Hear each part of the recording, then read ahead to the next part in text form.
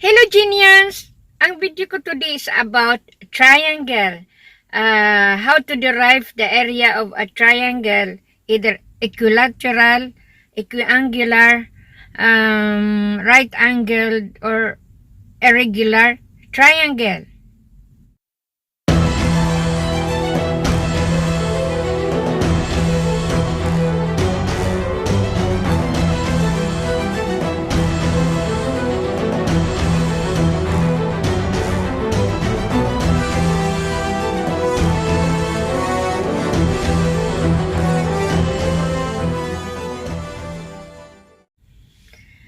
Ang triangle ay isa sa pinaka-basic na shape sa mathematics.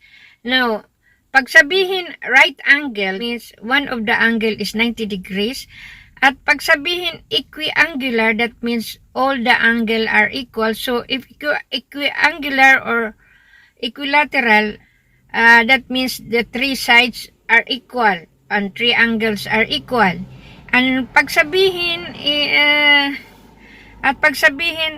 irregular triangle, meaning hindi magkapareho ang angles, hindi magkapareho ang length ng sides. Halika, samahan nyo ako at ipapakita ko sa inyo kung paano i-derive ang area of a triangle. So, paano natin i-derive ang area of a triangle? Now, kung meron tayo halimbawa dito, a rectangle. Okay, and we will designate this one as the vertices as A, B, C, and D. Now, of course, AB, side AB is equal to side CD. Side AB is equal to side CD, and side AD, which is equal to side BC. Now, of course, we will designate AD or BC as the base. Of course, AD is the lower base and BC is the upper base. Now, the height CD will designate it as the height. So, height AB and height CD. Now, according to mathematics, the area of a rectangle is equal to the base times the height. So, the base times the height. So, we got the area. Now, how about if we will divide this one into two? Therefore, we have two areas. Area 1 and area 2. Area 1, which is the area of first triangle, and area 2, which is the area of the second triangle.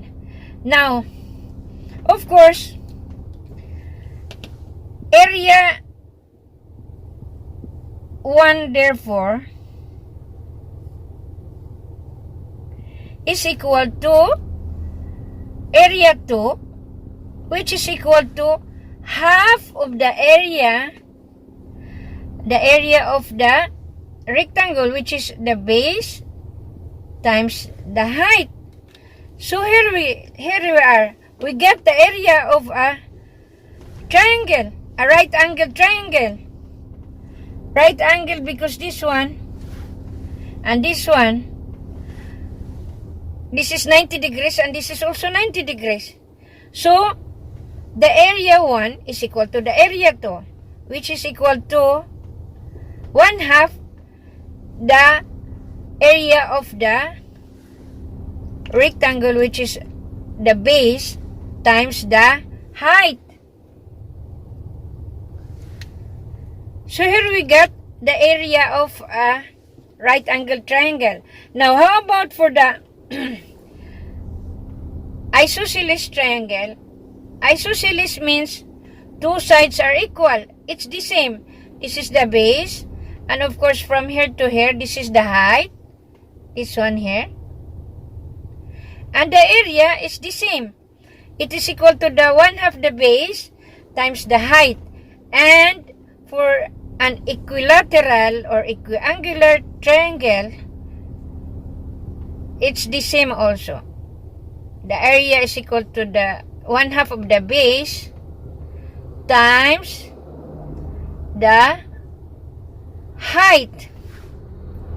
So here we derive the area of a triangle from the rectangle. Now how about if the triangle is an irregular triangle? Irregular triangle means it is the length are not the same. The length of the sides are not the same.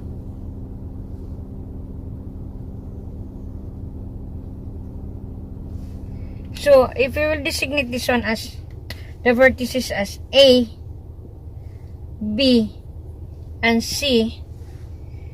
So of course, this one, if we will extend this one here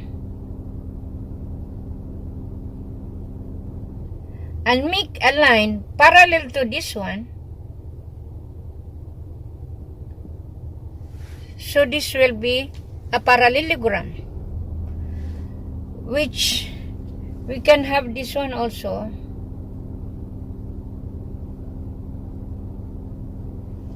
And this one. So from the irregular,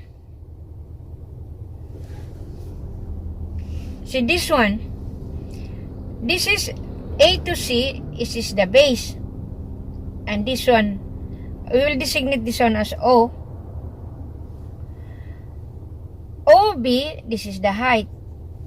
Okay, now if we will extend this one going this side equal to this side, so this side is equal to this side, and this side is equal to this side.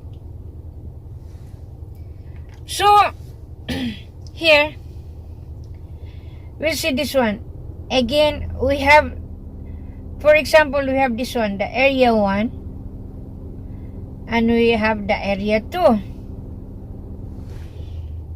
So since the area 1,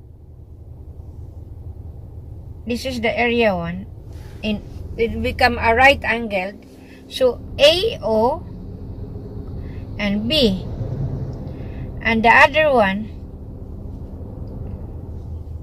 is O, B, and C. So this is the area 1, and this is the area 2.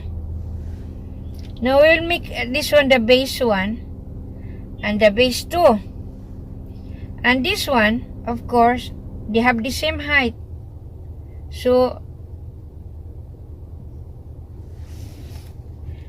therefore here EO is equal to the B1, OC is equal to B2,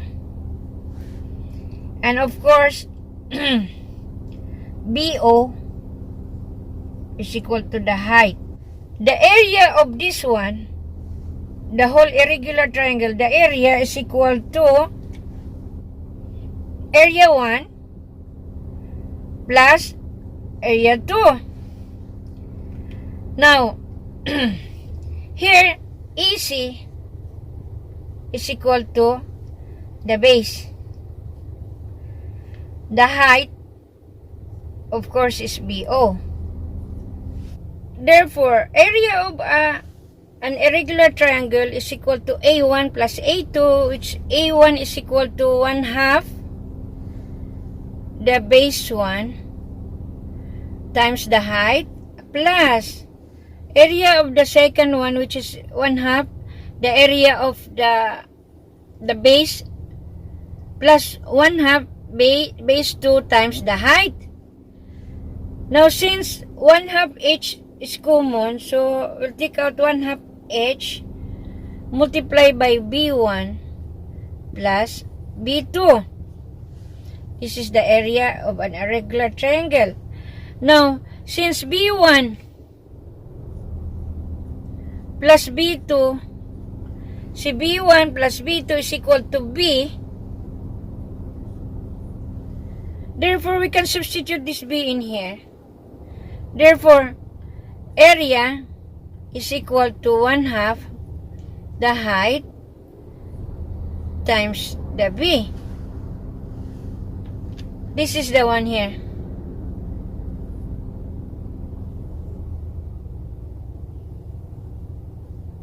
This is the A, and this is the B, and this is the C,